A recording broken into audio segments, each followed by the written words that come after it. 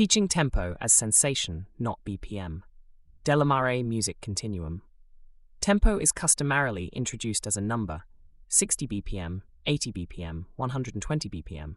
The figures appear neat, measurable, and reassuring. They are also fundamentally insufficient. Tempo is not in the first instance a calculation. It is a bodily agreement, a shared sense of how long something takes, how much weight it carries, and how urgently or deliberately it wishes to move. Before it can be counted, tempo must be experienced. Much contemporary teaching, and almost all AI-mediated music, reverses this order. When learners encounter tempo first as beats per minute, they learn compliance before understanding.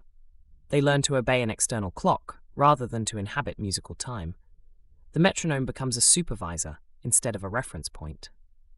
Rhythm is treated as something to remain inside, rather than something that can be shaped. The Maré Music Continuum takes the opposite stance. Tempo begins as sensation. It lives in walking pace, in the rise and fall of breath, in the pull of gravity, and in the felt effort of movement. A slow tempo registers as heavy before it registers as slow. A fast tempo feels light, or, if forced, panicked, before it feels fast. Even silence possesses tempo. The length of a pause carries emotional weight long before it can be measured. Children frequently demonstrate this intelligence with striking clarity.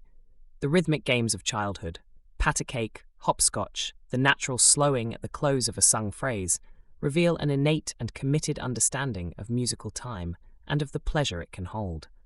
They linger when something matters and quicken when excitement rises. These are not errors. They are untrained musical perception.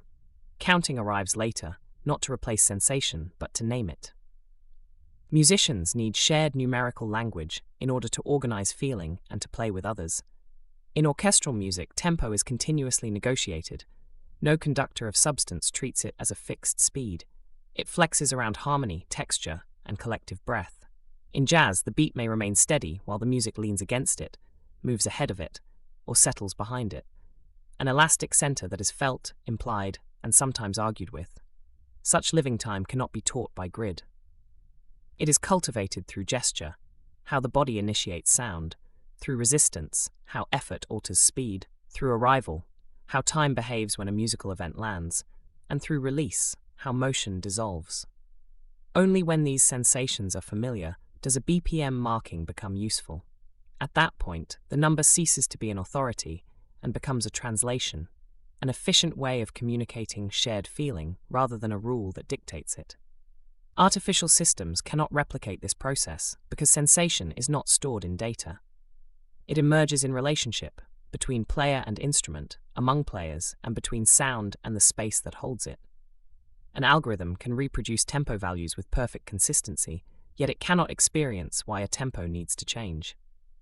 Platform culture encounters the same limitation. Short-form video environments reward rhythmic obedience. Fixed clip lengths punish rubato. Fermatas disrupt loops, and tempo drift interferes with metrics. Music adapts by flattening time until it behaves predictably.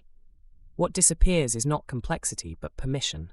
Permission to hesitate, to breathe, to allow time to thicken or thin in response to meaning.